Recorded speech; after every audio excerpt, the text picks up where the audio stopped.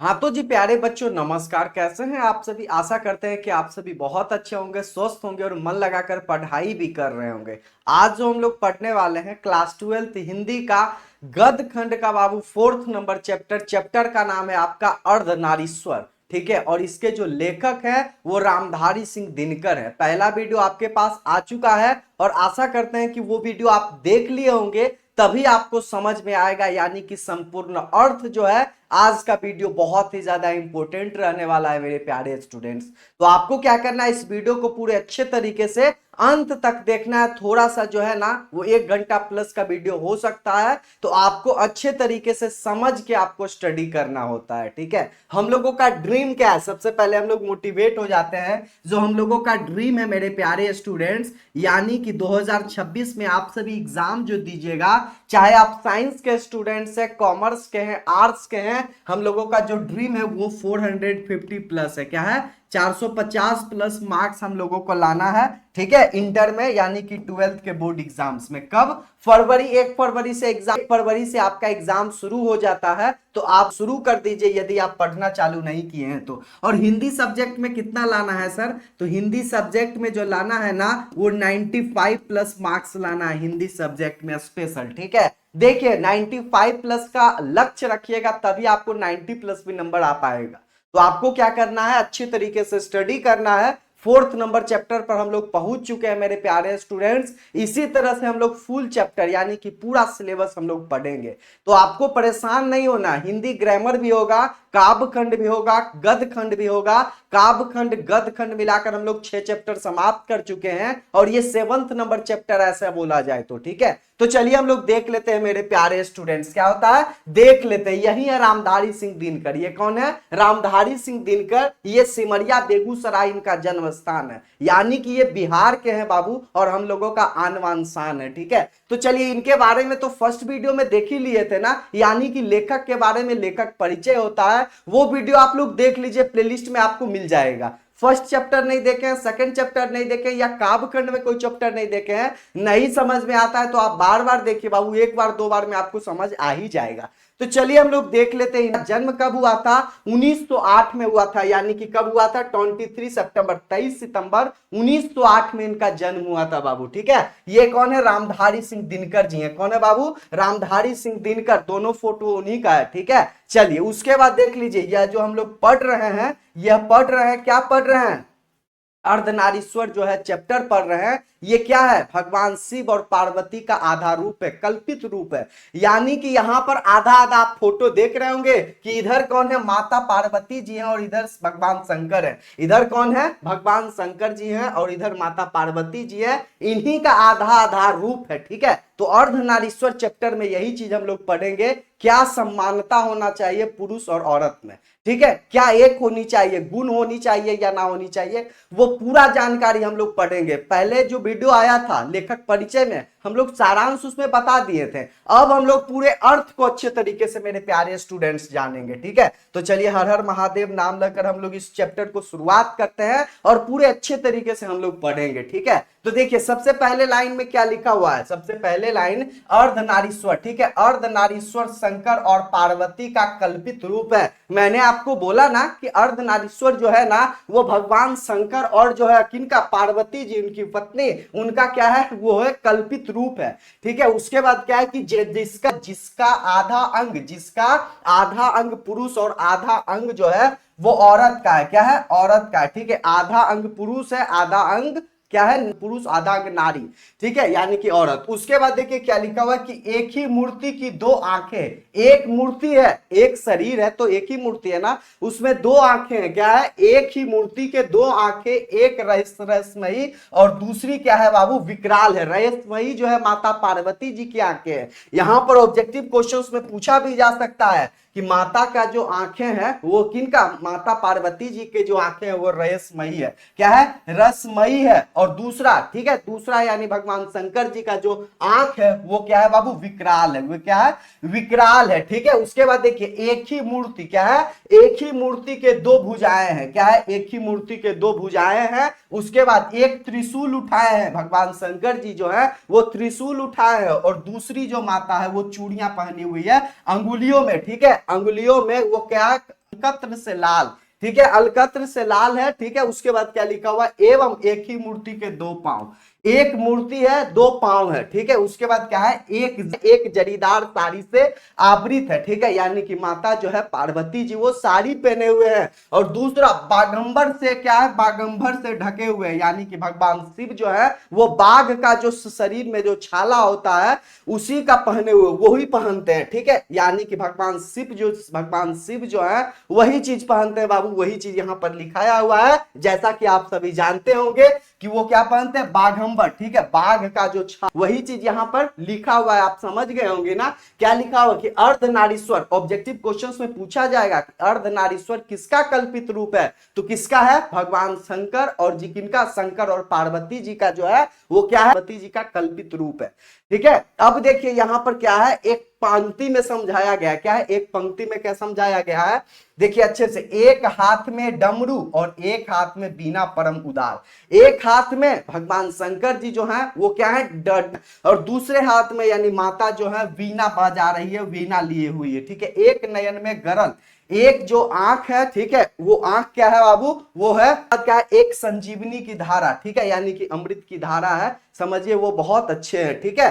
क्या लिखा हुआ, एक आंख में गरल है और एक आंख में संजीवनी की धार है, ठीक है। उसके बाद क्या है कि जूट की लहर, क्या लिखा हुआ है, देखिए अच्छे से, क्या है, जूट में लहर पुण्य की शीतल ललकारी बाल चंद्र दीपित, क्या लिखा हुआ है कि बाल चंद्र दीपित त्रिपुंड पर बलिहारी बलिहारी, क्या है, बलिहारी बलिहारी, यही चीज बताया गया है। मेनली रूप से समझने का यही है मेरे प्यारे स्टूडेंट कि जो भगवान जो है क्या लिखा हुआ, अर्धनारीश्वर जो है वो भगवान शंकर और पार्वती जी का कल्पित रूप है, यानी कि जो, ठीक है, वो क्या है, वो कल्पना किया गया है, यानी भगवान शंकर और किनका, पार्वती जी का जो है वो कल्पना का रूप है। और वो भगवान शंकर क्या है, एक पुरुष में क्या लिए हुए, भगवान शंकर जी जो है वो क्या है, उसके बाद क्या है कि आधा पुरुष में है, वही चीज यहां पर बताया गया है। मेरे प्यारे स्टूडेंट अच्छे से समझने का प्रयास कीजिएगा कि अर्धनारीश्वर जो हम लोग चैप्टर पढ़ रहे हैं, अर्धनारीश्वर का मतलब यही है कि भगवान शंकर, ठीक है, यानी शंकर और पार्वती जी का कल्पित रूप है। उसके बाद जिसका आधा अंग, यानी जिसका आधा जो पार्ट है, मैंने फोटो में अभी देखा ना, यानी कि जो आधा अंग है वो पुरुष है और आधा अंग जो है वो नारी है। नारी मतलब आधा अंग पुरुष, आधा अंग औरत है।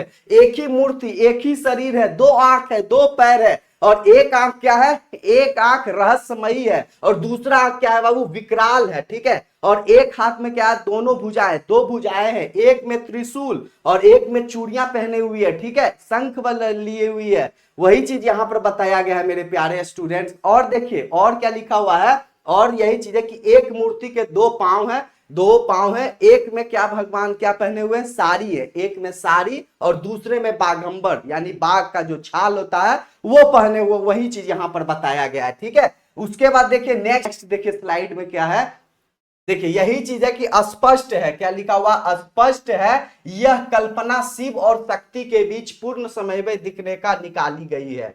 यह स्पष्ट है, ठीक है, यह कल्पना है कि शिव और शक्ति, क्या लिखा हुआ है कि शिव और शक्ति के बीच, क्या लिखा हुआ है, शिव और शक्ति के बीच पूर्ण समय में दिखाने की निकाली गई है, किंतु इसकी सारी विपत्तियां, क्या लिखा हुआ है मेरे प्यारे स्टूडेंट्स की इसकी सारी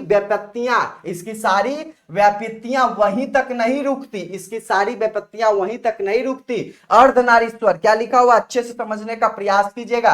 अर्धनारीश्वर एक कल्पना, ठीक है, अर्धनारीश्वर जो है वो कल्पना किया गया है, ठीक है। उसके बाद देखिए क्या है कि कुछ इस बात का भी संकेत है, कुछ इस बात तक, इस अर्धनारीश्वर जो है वो कल्पना की इस बात का भी संकेत है कि नर नारी पूर्ण रूप से समान है, नर नारी पुरुष औरत जो है वो एक जैसा है बाबू, वो समान है। उसके बाद क्या है कि एवं उनमें एक के गुण दूसरे के दोष नहीं हो सकते, उनमें एक के गुण जो है वो दूसरे का दोष नहीं हो सकते। और क्या है, अर्थात, ठीक है, नरों नारियों के गुण, ठीक है, यानी कि बाबू औरत में पुरुष का गुण हो सकते हैं और पुरुष में जो औरत, देखिए बाबू जो पुरुष होते हैं वो औरत का भी गुण हो सकते हैं और जो औरत होते हैं उनमें पुरुष का भी गुण हो सकते हैं, वही चीज यहां पर बतलाया गया है। तो इससे उनकी जो है वो मर्यादा जो है वो हीन नहीं होती, उनका इज्जत इससे जो है वो घटती नहीं है, क्या समझ रहे हैं ना, वही चीज है।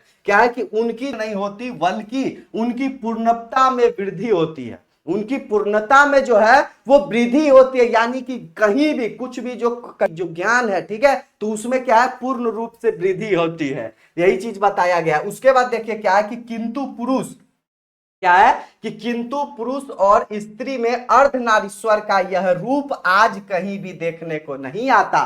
किंतु, ठीक है, रामधारी सिंह दिनकर जी बोल रहे हैं कि पुरुष और जो औरत में अर्धनारीश्वर का जो यह रूप है, यह आज के जमाने में, आज के समय में कहीं भी कुछ दिखाई जो है वो नहीं मिलता है संसार में सर्वत्र, ठीक है, यानी कि ये दुनिया में, संसार में हर एक जगह पुरुष पुरुष है और स्त्री जो है, स्त्री है यानी औरत औरत है। नारी समझती है, नारी औरत समझती है कि पुरुष के गुण सीखने से, औरत यही लोग समझते हैं कि पुरुष के गुण जो समझने से नारीत्व में बट्टा लगेगा, ठीक है, नाने से जो नारी है, नारी के गुण में बट्टा लगेगा यानी घटा लगेगा बाबू, दिक्कत होगा, कमी होगी।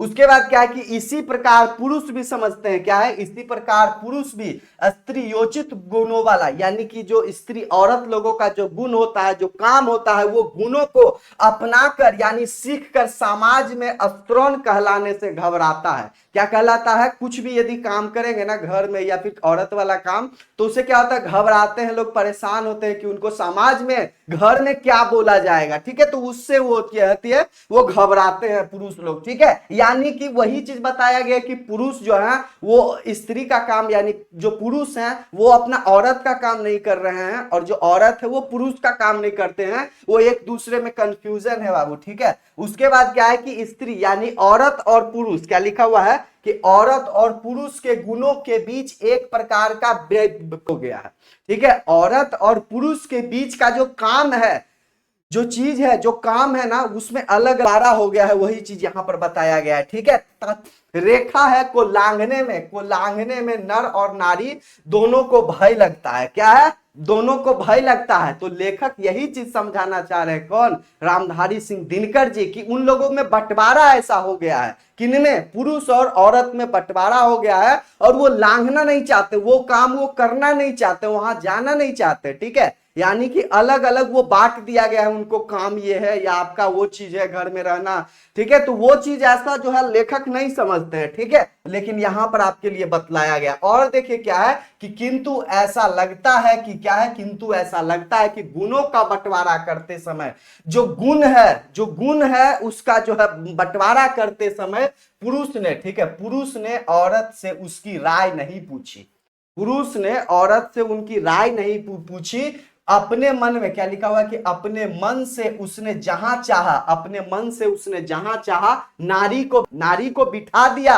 अपने मन से। वो पुरुष जो है वो औरत लोगों से नहीं पूछे, वही चीज यहां पर है। स्वयं तो वह वृक्ष बन गया, स्वयं जो है पुरुष जो है वह वृक्ष बन गया और औरत लोगों को, ठीक है, और क्या लिखा, और नारी को उसने माता बना दिया, ठीक है। स्वयं तो वह वृंत, देखिए क्या लिखा हुआ, अच्छे से समझिएगा, क्या लिखा हुआ मेरे प्यारे स्टूडेंट्स, कि क्या वृक्ष कौन बने थे बाबू, पुरुष बने थे, क्या बने थे, स्वयं तो वह क्या बन गया, वृक्ष बन गया, और औरत लोगों को क्या बना दिया, स्वयं तो वह वृंत बन गया, स्वयं तो वह वृंत बन गया और बना दिया। वृंत मतलब, कहने का मतलब है कि यदि ये फूल वगैरह है ना बाबू, तो इसमें घंटी वगैरह नहीं होता है, तो इसी को वृंत कहते हैं, क्या कहते हैं, इसी को वृंत कहते हैं। और ये फूल जो होता है, क्या होता है, ये जो फूल होता है उसी को क्या कहते हैं, कली कहते हैं, ठीक है। तो यही चीज है और कुछ नहीं है, यानी कि दोनों में अंतर बताया जा रहा है बाबू, ठीक है। और देखिए क्या लिखा हुआ, और सर यही चीज लिखा हुआ है कि देखिए मान लिया है, और पुरुष, क्या लिखा हुआ है, उसके बाद देखिए क्या है, उसके बाद धूप जो है, धूप पुरुष बन गया है, क्या है, धूप जो है वो पुरुष है, और चांदनी जो है वो औरत है, ठीक है। ग्रीष्म क्या है, ग्रीष्म क्या है, वो पुरुष है, ठीक है, यानी ग्रीष्म नर है, और वर्षा क्या है, मादा मतलब बाबू औरत है, ठीक है। यहाँ डिफरेंस किया गया है। उसके बाद देखिए जो है वह पति है, और पत्नी क्या है बाबू, वो भावना है, क्या है, भावना।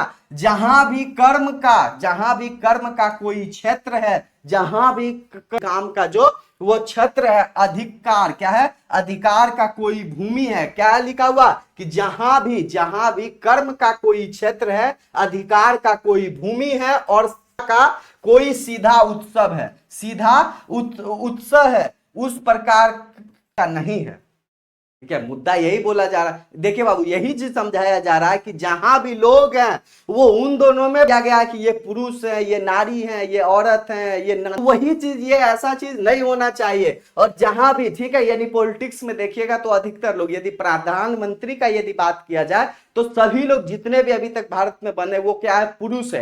एक को छोड़कर, यानी इंदिरा गांधी को जो छोड़कर वो जो क्या है वो प्रधानमंत्री बनी थी तो वो औरत थी। ठीक है, तो उनको छोड़कर वही चीज यहां पर बताया गया है। ठीक है, जो है यानी पुरुष माना जाता है कि जाता है, क्या माना जाता है कि उस पर जो है वो नारी का वो हक नहीं है। वही चीज यहां पर बताया गया है। जो पुरुष है वो सभी जगह है, पुरुष जो है वो सभी जगह है। ठीक है, औरत लोग जो है वो कहीं नहीं, उनका हक है। वही चीज यहां पर देख रहे हैं। उसके बाद क्या है, जो औरत का है, ठीक है, रेडी करता है। तो यहां से ऑब्जेक्टिव क्वेश्चंस पूछा जाएगा तो आप लोग बना लीजिएगा ना जी। अब चलिए हम लोग नेक्स्ट की ओर चलते हैं। क्या करते हैं, अब हम लोग नेक्स्ट की ओर चलते हैं। देखिए क्या लिखा हुआ है मेरे प्यारे स्टूडेंट, नारी का काम उस वस्त्र पर छींटे डालना है। नारी, औरत लोगों का जो काम है वह वस्त्र जो आएगा, जो पुरुष लोग जो लेकर आएंगे, ठीक है, यानी कि जो पुरुष जो है वो लेकर आएंगे और उस वस्त्र पर छींटे डालना है। जो पुरुष है, पुरुष बलशाली की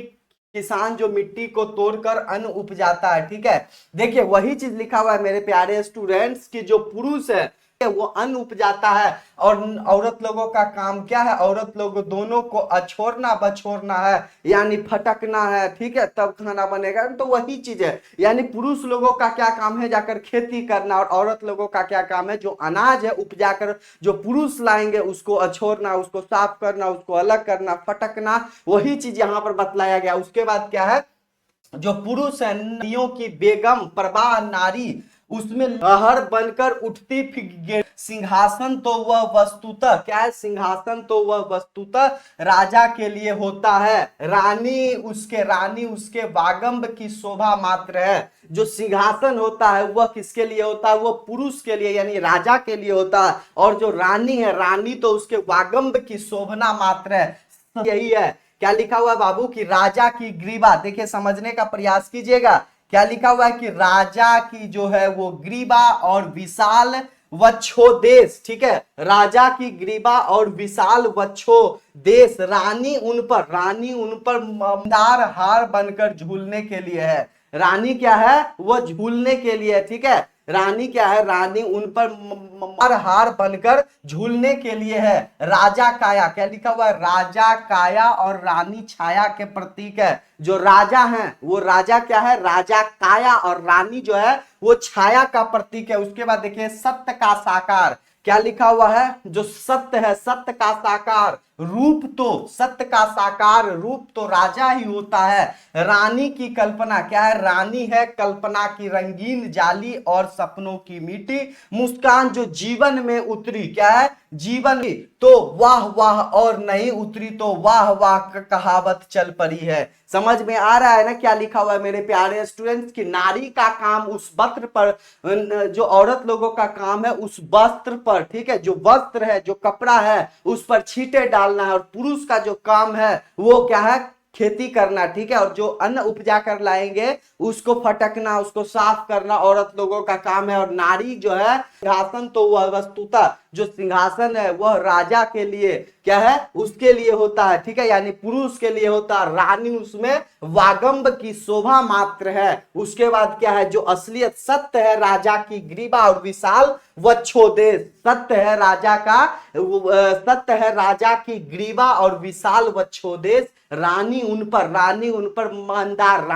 पर मंदार हार बनकर झूलने के लिए होता है। राजा जो है वह काया, क्या लिखा हुआ है कि राजा काया रानी छाया की प्रतीक है। राजा क्या है, काया, रानी क्या है, छाया के प्रतीक है। सत्य का साकार रूप तो राजा ही है। क्या है, जो है क्या है, सत्य का साकार रूप तो राजा ही होता है। रानी है कल्पना की रंगीन जाली, रानी है कल्पना की रंगीन जाली और सपनों की मीठी मुस्कान, सपनों की मीठी मुस्कान, जो जीवन में उतरी तो वह वाह वाह, नहीं उतरी तो वाह वाह कहावत चल पड़ी है। उसके बाद देख लीजिए क्या लिखा हुआ है, ये कहावत आप लोग अच्छे से देखिए। क्या लिखा हुआ है बाबू कि पुरुष, क्या लिखा हुआ है, पुरुष पुरुष ए ने 6 दिवसेर ज्वाला तृप्त रौद द्वाहा, ज्वाला तृप्त रौद दाह, यानी पुरुष को बोला गया है। पुरुष का क्या क्या चीज लिखा हुआ है बाबू?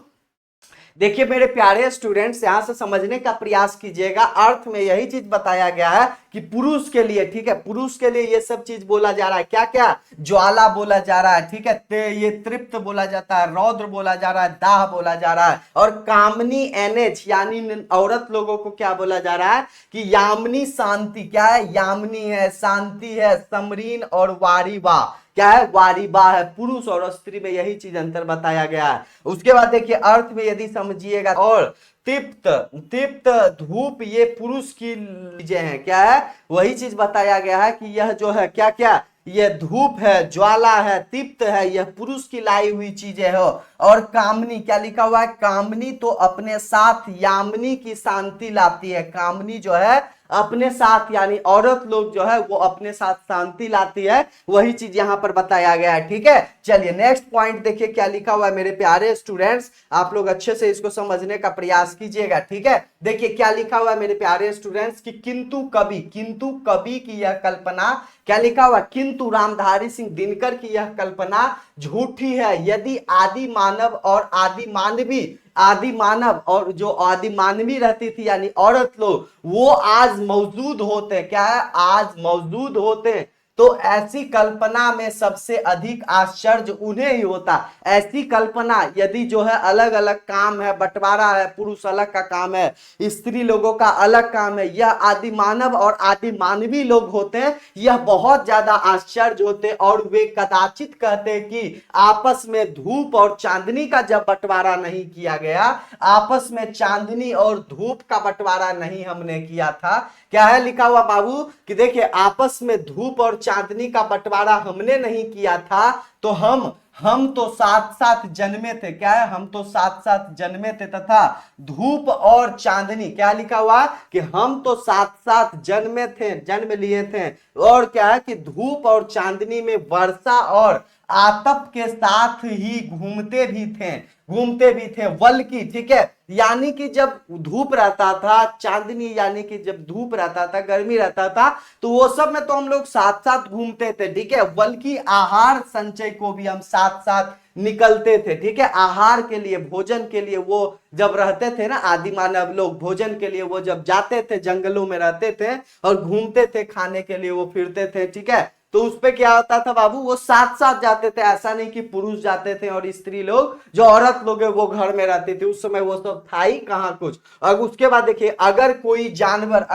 जानवर हम पर टूट पड़ता तो हम एक साथ उसका सामना भी करते थे। उस दिन वो बलिष्ठ, ठीक है, जो पुरुष है वह बलिष्ठ, और रानी, और क्या लिखा हुआ, और रानी औरत इतनी जो है वो कमजोर नहीं थी। ठीक है, आहार के लिए एक ना आहार के लिए ही एक को दूसरे पर अवलंबित रहना पड़ता था। ना आहार के लिए, ठीक है, ऐसा नहीं कि वो, ऐसा नहीं होता था कि वो आहार लाएगा बाबू। ठीक है, ना आहार के लिए ही एक को दूसरे पर अवलंबित रहना पड़ता था। नारी की पराधीनता तब आरंभ हुई जब मानव जाति ने कृषि का आविष्कार किया। ऑब्जेक्टिव क्वेश्चन पूछा जा सकता है बाबू कि नारी जो है, क्या लिखा हुआ है, नारी, क्या लिखा हुआ बाबू कि नारी की पराधीनता आरंभ कब हुई, यानी नारी लोग जो है वो पराधीनता कहने का मतलब है कि दूसरों पर आश्रित। ठीक है, कि पर मतलब दूसरे, आधीनता, ठीक है, यानी दूसरे पारित कब हुई, जब कृषि का आविष्कार हुआ।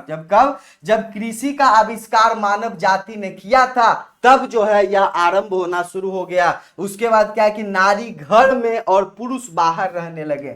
जब क्या हुआ, जब आविष्कार कृषि का हुआ, तो जो पुरुष हैं वो बाहर रहने लगे, वो खेती करते थे, बाहर घूमते थे, और औरत लोग जो है वो घर में रहना शुरू कर दिए। यहां से जिंदगी दो टुकड़ों में बट गई। घर का जीवन सीमित और बाहर का जीवन निस्मीय होता गया, एवं छोटी जिंदगी जो है वो बड़ी जिंदगी के अधिकारी। क्या लिखा हो बाबू कि बाहर का जीवन निस्मीय क्या लिखा हुआ बाबू कि बाहर का जीवन बाहर का जीवन निस्मीय होता गया और छोटी जिंदगी जो है वो बड़ी जिंदगी के आधिकारिक अधीन होती चली गई। नारी की पराधीनता का यह संक्षिप्त इतिहास है। नारी की पराधीनता का यह जो है वो संक्षिप्त इतिहास है। कहने का मतलब यही है बाबू कि जब कृषि का आविष्कार हुआ तो पुरुष लोग जो है वो बाहर खेती करने चले गए, खेती करते थे, अन्न उपजा कर लाते थे, और जो स्त्री लोग, औरत लोग जो है वो घर में रहती थी। यहीं से दो टुकड़ों में जिंदगी बट गया, वही चीज यहाँ पर बताया गया। उसके बाद क्या है कि जो औरत लोग है, औरत और मादा पशुओं में भी थी, ठीक है, यानी कि जो पशु है, पक्षी है, उसमें भी पुरुष और औरत होते हैं, ठीक है, पक्षियों में भी है। उसके बाद क्या है, पक्षियों में भी है, किंतु पशुओं और पक्षियों ने अपनी मादाओं पर आर्थिक परावस्तता नहीं डाली, ठीक है, यानी कि वो सभी लोग खाने जाते। ऐसा देखते हैं कि पुरुष जो है वो जानवर जो है वो स्त्री लोग अपने औरत लोगों का या किसी लोगों का खाना लेकर आते हैं, वैसा नहीं होता है ना, यानी सभी लोग को जाना होता है खाना मतलब कि सभी लोग को जाना होता है खाने के लिए बाबू, खाना ढूंढने के लिए। वही चीज यहाँ पर बताया गया। उसके बाद क्या है, लेकिन मनुष्य की मादा पर यह जो है वो पराधीनता है, ठीक है, यानी औरत लोग पराधीनता है किसका, मनुष्य की मादा, ठीक है, औरत लोग पराधीनता है। आपसे आप ये हो गई, ठीक है, इस पराधीनता ने औरत और पुरुष की वह इस पराधीनता ने औरत और पुरुष से वह सहज दृष्टि की छीन ली, जिससे जो है वह पक्षी अपनी मादा अपने जो है वो पुरुष को देखती रही, ठीक है। यही चीज लिखा हुआ है मेरे प्यारे स्टूडेंट्स, देखने समझने का प्रयास कीजिएगा। क्या सर लिखा हुआ है कि वह सहज दृष्टि भी छीन ली, जिससे जो है वो पक्षी, ठीक है, जो पक्षी है, जो पुरुष पक्षी में है, और अपनी अपनी जो मादा को या अपने मादा के नर को देखती रही, यह जो है, ठीक है। उसके बाद क्या लिखा, कृषि का विकास सभ्यता का पहला सोपान था। क्या लिखा हो बाबू कि कृषि का विकास सभ्यता का पहला सोपान था, किंतु इस पहली ही सीढ़ी पर सभ्यता ने मनुष्य से भारी कीमत वसूल ली। पहली ही सीढ़ी पर यह सभ्यता ने मनुष्य से पहली कीमत स्टूडेंट्स की, किंतु इस पहली ही सीढ़ी पर सभ्यता ने मनुष्य से भारी जो है वो कीमत वसूल ली। आज प्रत्येक पुरुष अपनी पत्नी को फूलों सा, मेरे प्यारे स्टूडेंट्स, कि आज प्रत्येक पुरुष जो है अपनी पत्नी को फूलों सा आनंदमय भार समझता है, और प्रत्येक पत्नी अपने पति को बहुत कुछ उसी दृष्टि में देखती है जिस दृष्टि से अपने वृक्ष को देखती है, ठीक है। वही चीज यहाँ पर बताया गया है बाबू कि एक दूसरे पर अधीन हो गई है, जो औरत लोग है अपने पुरुष पर अधीन हो गई है, ठीक है। उसके बाद देखिए क्या है मेरे प्यारे स्टूडेंट्स कि इस पराधीनता के कारण नारी अपने अस्तित्व की अधिकारिणी नहीं रही। इस पराधीनता के कारण वह जो डिपेंड हो गई, ठीक है। क्या लिखा है बाबू कि इस पराधीनता के कारण जो औरत लोग है अपने अस्तित्व की अधिकारिणी नहीं रही, अपने अस्तित्व की अधिकारिणी ही नहीं रही, उसके सुख और दुख, प्रतिष्ठा और अप्रतिष्ठा, यहां तक कि जीवन और मृत्यु पुरुष जी पर जो है वो होने लगी। इतना तक हो गया मेरे प्यारे स्टूडेंट्स, क्या हो गया, देखिए इतना तक हो गया कि उसके सुख और दुख, यानी औरत लोगों का जो सुख और दुख, प्रतिष्ठा, मान सम्मान जो होता है, प्रतिष्ठा और अप्रतिष्ठा, यहां तक कि जीवन और मृत्यु जो है वो पुरुष की मर्जी पर ही होने लगी। उसका सारा मूल्य जो है, उसका सारा जो इज्जत है वह इस बात पर जा ठहरा, उसका सारा इज्जत इस बात पर जाकर ठहर गया कि पुरुषों को उसकी कोई आवश्यकता है ही नहीं, पुरुषों की उसकी कोई आवश्यकता है ही नहीं, यह बात पर जाकर ठहर गया, ठीक है। चलिए आ गया समझ में ना, इस बात पर जा ठहरा कि पुरुषों की उसकी कोई आवश्यकता है ही नहीं, ठीक है। बहुत अच्छा मेरे प्यारे स्टूडेंट्स, इसी से नारी की पद जो है इसी से नारी की पद मर्यादा जो इज्जत थी वह क्या है, प्रवृत्ति मार्ग के प्रचार से उठती और निवृत्ति मार्ग। क्या लिखा है बाबू कि इसी से नारी की जो पद है वो पोस्ट है, इसी की जो इज्जत है नारी लोगों का, औरत लोगों का प्रवृत्ति मार्ग के प्रचार से उठती, प्रवृत्ति मार्ग से प्रचार से उठती और निवृत्ति मार्ग के प्रचार से गिरती रही। ठीक है, जो प्रवृत्ति मार्ग हुए, देखिए यहां पर बताया गया है कि प्रवृत्ति मार्गी कौन कौन। ठीक है, यानी कि जो प्रवृत्ति मार्गी हुए उन्हें नारी को जो है वो गले से लगाया, जो प्रवृत्ति मार्ग के रहे वह नारी को अपने गले से लगाया, क्योंकि जीवन से वे आनंद चाहते थे और नारी आनंद की खान थी। ठीक है, वही चीज यहां पर बताया गया। और देखिए क्या लिखा हुआ है मेरे प्यारे स्टूडेंट्स, अच्छे से समझने का प्रयास कीजिएगा कि किंतु जो निवृत्ति मार्गी, क्या लिखा हुआ कि किंतु जो निवृत्ति मार्गी लोग थे, ठीक है, ये बताया गया है प्रवृत्ति मार्गी जो हुए। ठीक है, यहां क्या बताया गया कि नारी लोगों को अपने गले से लगाया और जीवन का जो आनंद चाहते थे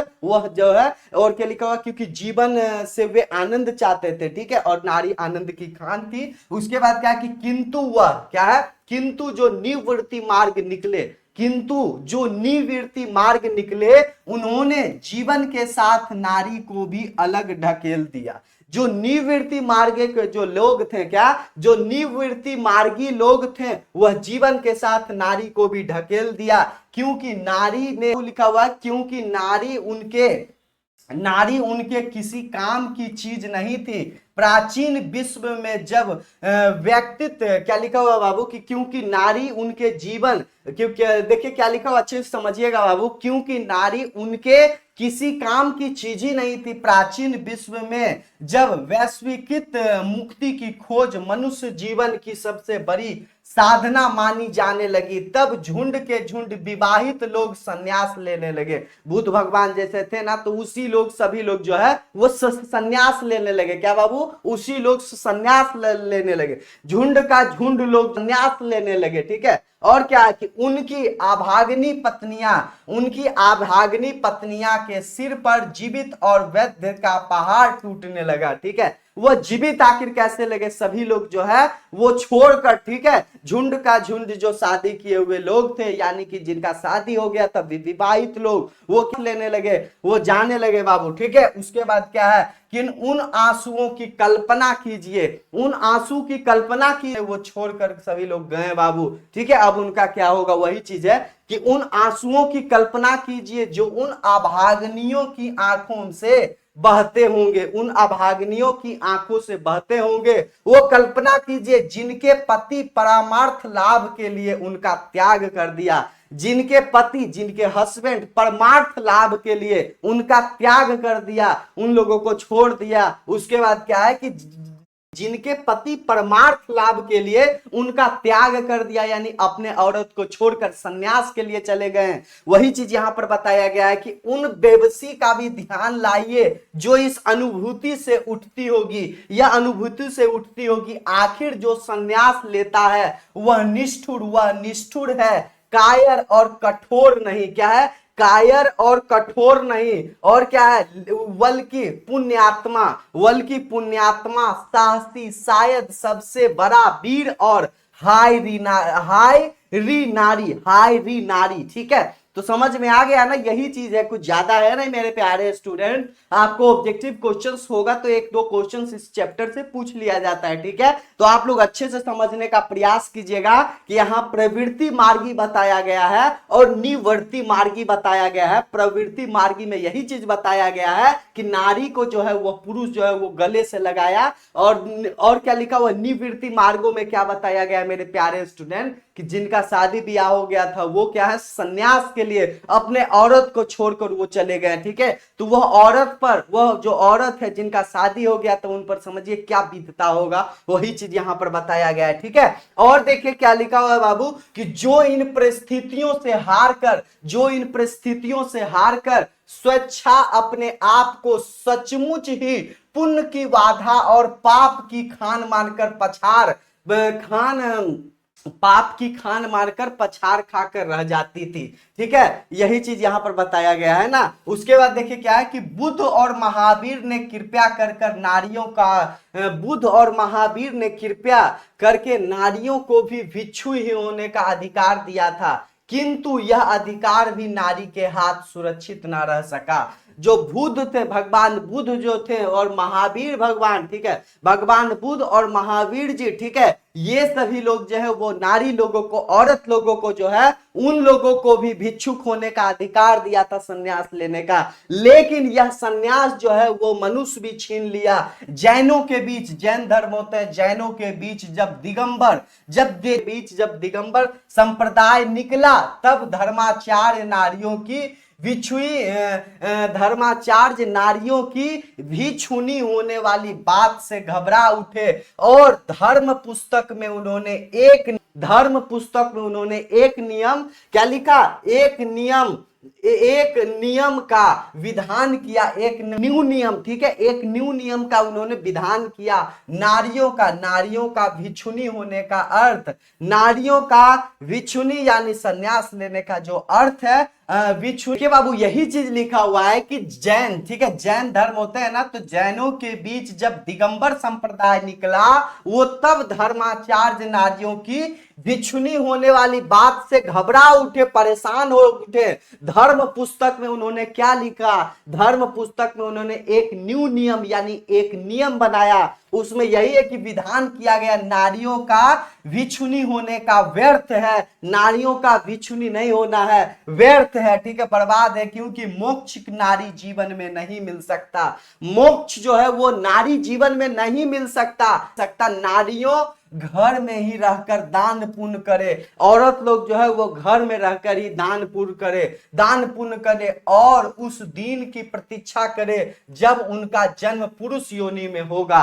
और औरत लोगों को क्या है, इंतजार करना होगा कि उनका जन्म जो है वो पुरुष जन्म में होगा, पुरुष लोगों में होगा, तब वह संन्यास बन सकते हैं। उसके बाद क्या लिखा है, जब वे पुरुष होकर जन्म लेंगी, क्या है, जब वह पुरुष होकर जन्म लेगी, संन्यास वे तभी ले सकेगी। और क्या है कि वह मुक्ति भी तभी मिलेगा, क्या है, तभी वो उनको मुक्ति मिलेगा। और बुद्ध ने भी एक दिन आयुष्मान आनंद, भगवान बुद्ध ने क्या लिखा, भगवान बुद्ध के जो एक प्रिय थे उनका नाम आनंद था, ठीक है, आयुष्मान आनंद से ईर्ष्यत पश्चाताप, क्या है, ईर्ष्यत पश्चाताप के साथ कहा कि आनंद मैंने जो चलाया है, उन्होंने क्या क्या 5 सहस्त्र यानी कि 5 लाया है, वह 5 सहस्त्र वर्ष तक चलने वाला था, किंतु अब केवल 500 वर्षों तक चलेगा। वो सोच रहे थे कि 5000 वर्ष तक यह धर्म चलेगा, लेकिन जब ऐसा हो रहा है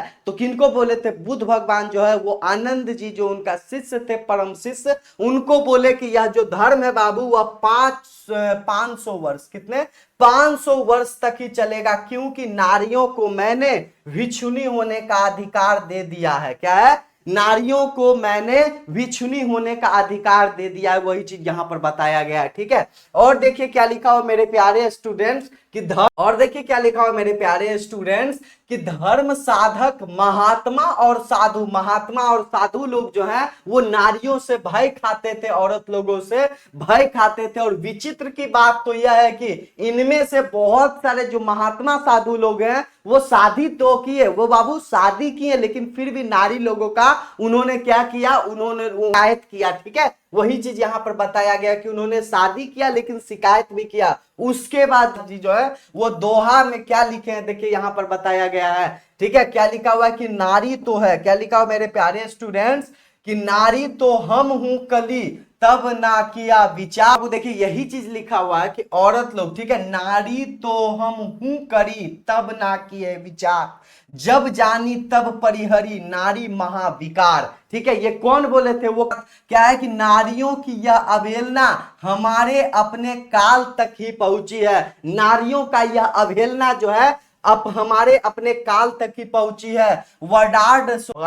शो ने नारी को, औरत लोगों को क्या कहा, अहेरिन, क्या कहा, अहेरिन, और जो है पुरुष लोगों को अहेर माना, क्या माना है, अहेर माना है। इसका तात्पर्य यह है कि अहेर को अहेरनी के पास से बचकर चलना चाहिए, क्या है, अहेर को अहेरनी से जो है वो वो क्या बचकर चलना चाहिए, बचकर चलना चाहिए। बहुत नीच से स्तर से, क्या लिखा हुआ है देखिए अच्छे से समझिएगा मेरे प्यारे स्टूडेंट, कि बहुत नीच के स्तर पर कुछ ऐसी ही प्रतिक्रिया उन कवियों ने भी की है। दो तीन जो है वो कवि है यहाँ वर्णित किया गया है कि वो क्या क्या बोले हैं बाबू, ठीक है। जो है वो नारी, जो नारी लोगों को यानी औरत लोगों को नागिन, ठीक है, नागिन और जादूगारनी, ठीक है, जादूगारनी समझते हैं। लेकिन यह सब झूठी बातें हैं जिनकी इजाद पुरुष इसलिए करता है कि उनसे उनसे उसे अपनी जो उनसे उसे अपनी दुर्बलता अथवा कल्पित श्रेष्ठ के दुलारने से सहायता मिलती है।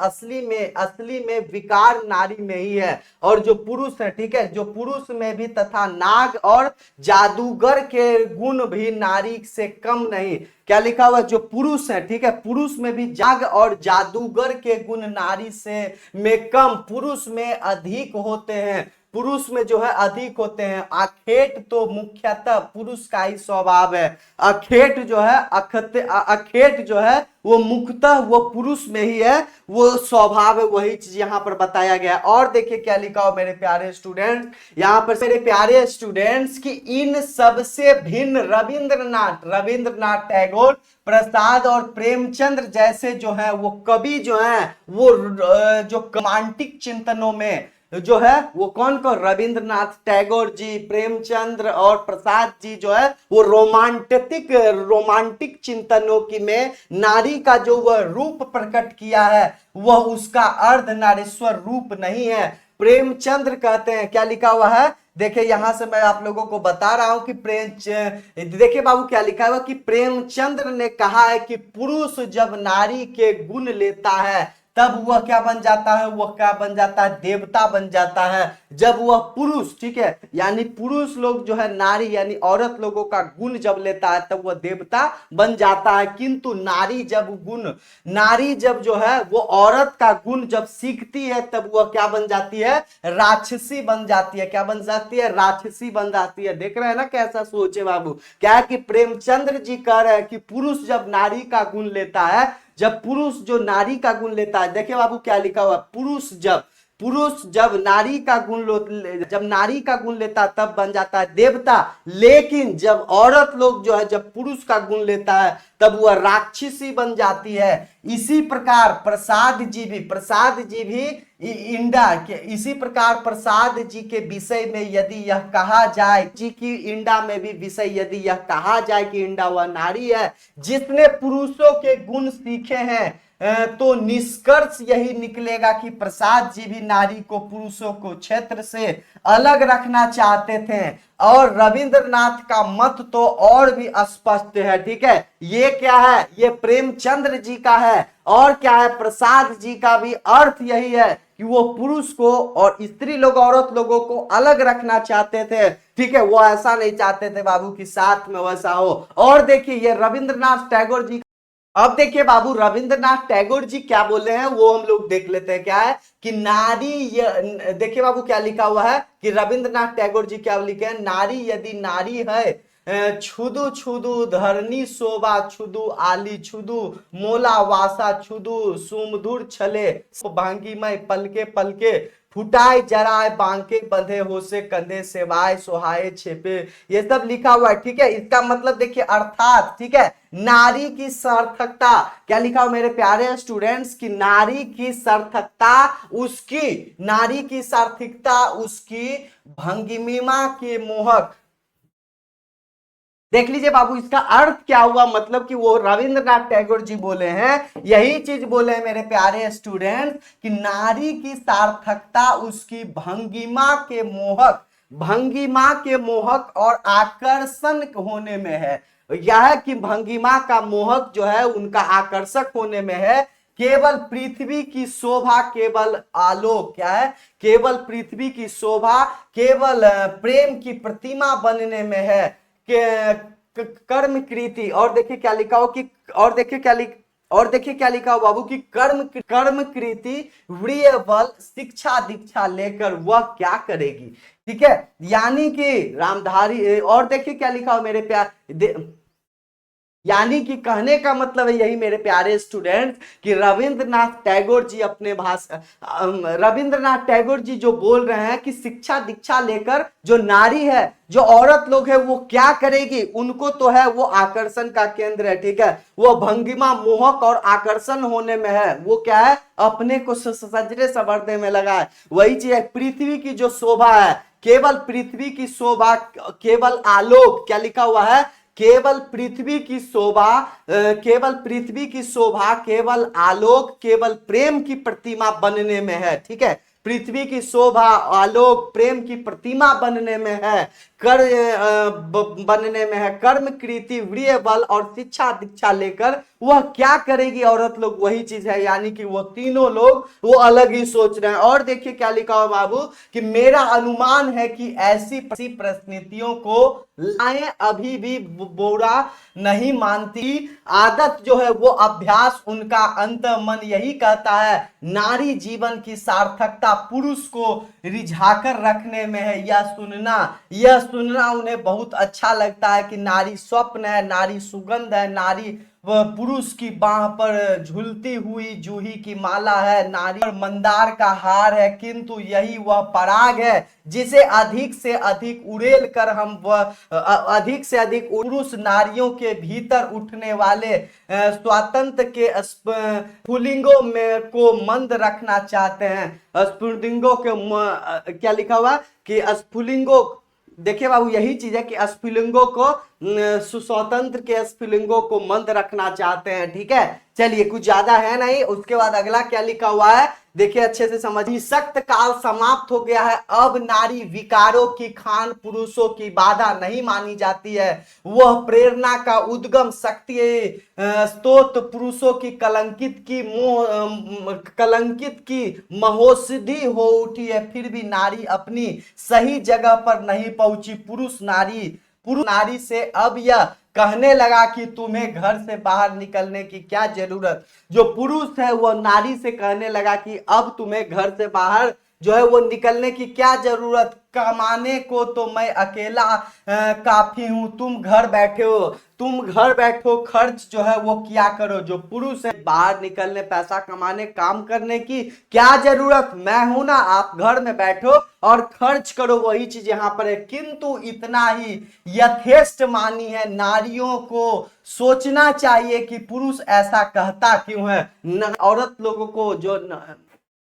लोगों को ऐसा समझना चाहिए, सोचना चाहिए कि पुरुष ऐसा आखिर क्यों कहता है। स्पष्ट है इसलिए कि नारी को वह अपनी जो है, नारी को स्पष्ट ही इसलिए कि नारी को वह अपनी कीड़ा की वस्तु मानता है। आराम के समय तो वित्त का साधन समझता है, इसलिए वह नहीं चाहता है कि आनंद की इतनी अच्छी मूर्ति थोड़ी सी धूल या थोड़ी सी धुआं का धब्बा लगे। ठीक है, ये पुरुष समझते हैं। और देखिए क्या लिखा हुआ बाबू, और जो है पुरुष या औरत एक ही द्रव्य की दली दो प्रतिमाएं हैं। देखिए रामधारी सिंह दिनकर जी क्या बोल रहे हैं कि औरत और पुरुष जो है बहुत ज्यादा इंपॉर्टेंट है। ठीक है, द्रव्य की दो दली प्रतिमाएं हैं। ठीक है, देखिए अच्छे से समझिएगा बाबू कि औरत लोग जो है, जो पुरुष जो है वो एक ही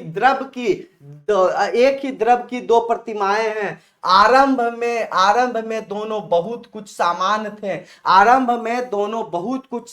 थे, आज भी प्रत्येक जो है वो नारी में कहीं ना कहीं प्रत्येक जो है वो पुरुष में कहीं ना कहीं एक छिन्न नारी छिपी हुई है। यानी कहा यही गया है मेरे प्यारे स्टूडेंट्स को, जो पुरुष है उनका एक ना एक गुण औरत लोगों का है, और जो औरत लोगों का है उनका एक ना एक गुण जो है वो पुरुष लोगों का है। किंतु बहुत दिनों से नारी अपने भीतर के नर को अपना जो है वो नारी है। परिणाम यह है कि आज सारा जवान हाँ देखिए मेरे प्यारे स्टूडेंट्स, यही चीज लिखा हुआ है कि इसका जो रिजल्ट है, ठीक है, यानी कि जो परिणाम है यह है कि आज सारा जो जमाना है, आज सारा जमाना ही मर्दाना मर्द और औरतानी औरत का जमाना हो उठा है। पुरुष इतना आकर्ष और कठोर हो गया है कि युद्धों में अपना रक्त बहाते समय यह ध्यान ही नहीं रहता कि रक्त के पीछे जिनका सिंदूर बहने वाला है उनका क्या हाल होगा और ना सिंदूर वालियों को ही इसकी कोई फिक्र है, और नहीं तो उन जगहों पर तो उनकी राय खुलकर जहां सिंदूर पर आफत आने की आकांक्षा है। ठीक है, वही चीज रामधारी सिंह दिनकर बोल रहे हैं। ठीक है, उसके बाद देखिए क्या लिखा है बाबू, कौरवों की सभा में यदि संधि की वार्ता कृष्ण और दुर्योधन के बीच होकर कुंती और होती बहुत संभव था कि महाभारत नहीं मचता, महाभारत नहीं मचता, महाभारत नहीं होता, किंतु कुर्तियां और गंधारियों है वो तब तक निश्चेष्ट थी, आज भी निश्चेष्ट है, बल्कि द्वापर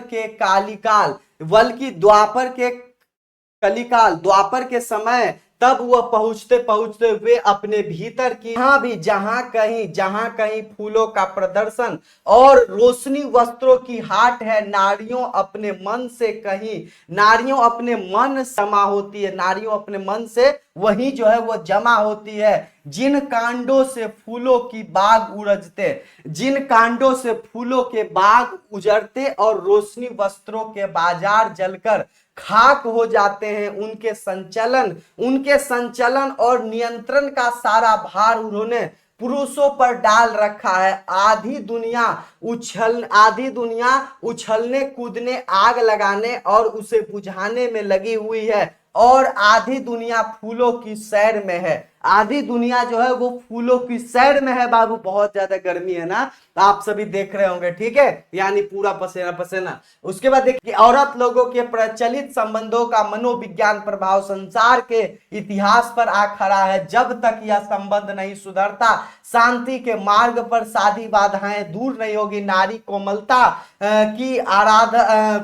नारी जो है वो कोमलता की आराधना करते करते वो कोमल हो गई है, इतनी जो है वो नाजुक कोमल हो गई है कि अब उसे दुर्बल कहना चाहिए। उसने पुरुष से अपने आप को इतना विहीन बना लिया है, कमजोर बना लिया है कि कर्म के बड़े क्षेत्रों में पांव धरते ही उसकी पत्तियां कुम्हलने, और क्या लिखा हो कि कर्म के क्षेत्रों में पांव धरते ही उसकी पत्तियां कुम्हालने लगती, और पुरुष में कोमलता की जो प्यास है उसे नारी भली भांति शांत कर देती। फिर पुरुष अपने भीतर कोमलता का विकास क्यों करे। ठीक है, यही चीज बताया गया है। लेकिन बाबू मैं आप लोगों को बता देता हूं, वो उस समय था ना, आज से लगभग 100 साल पहले पीछे का ना बात है। लेकिन अभी का जो वर्तमान समय है उसमें बहुत ज्यादा बदलाव हो रहा है। औरत लोग जो है वो हर चीज में जा रही है, हर काम कर रही है। ठीक है, और पुरुष से ज्यादा उनका अच्छा योगदान हो रहा है, सोते उनसे ज्यादा अच्छा योगदान हो रहा है बाबू औरत लोगों का। ठीक है, तो ये सब चीज अब धीरे धीरे चेंज हो रही है, हर एक जगह तो नहीं, लेकिन धीरे धीरे जो है वो चेंज हो रही है। ठीक है, तो समझ में आ गया ना। उसके बाद देखिए क्या लिखा है बाबू कि इस स्थिति में, अब ज्यादा है नहीं, बस थोड़ा सा कम है, इस स्थिति से बाहर निकलने का रास्ता वह नहीं जिसे रोमांटिक कवियों और चिंतनों ने बतलाया है, बल्कि वह है जिसकी और संकेत गांधी और मार्क्स करते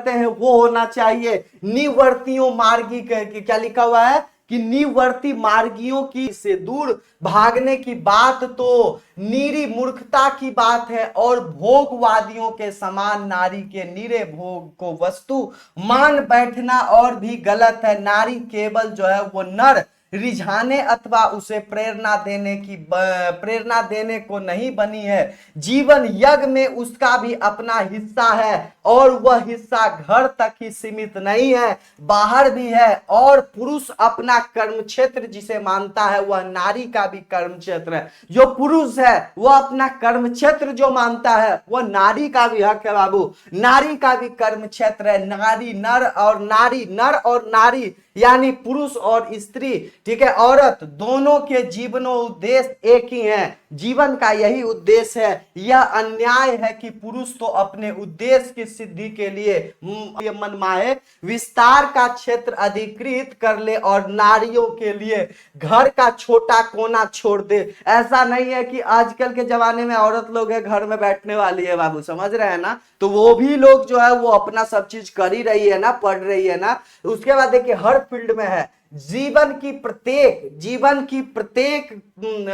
प्रत्येक बड़ी घटना आज केवल पुरुष प्रवृत्ति से नियंत्रित और संचालित होती है, इसलिए उसमें आकर्षता अधिक, कोमलता कम दिखाई देती है। यदि इस नियंत्रण और संचालन में नारियों का भी हाथ हो तो मानवीय संबंधों और जो है संबंधों में कोमलता की वृद्धि अवश्य होगी। और देखिए क्या है, यही नहीं प्रत्युच प्रत्येक नर को एक हद तक नारी और प्रत्येक नारी को एक हद तक नर बनाना भी आवश्यक है। गांधी जी ने अपने जीवन में अंतिम दिनों में गांधी जी ने जो है वो नारीत्व का भी भाव उन्होंने किया था, साधना की थी। उनकी पोती ने उन पर जो पुस्तक लिखी अब जो उनकी पोती जो उन पर जो पुस्तक लिखी है गांधी जी के ऊपर, बापू मेरी माँ, उनकी पोती जो है गांधी जी की लिखी है। माया, सहिष्णुता और विरुद्धता ये स्त्रियोचित गुणों कहे जाते हैं,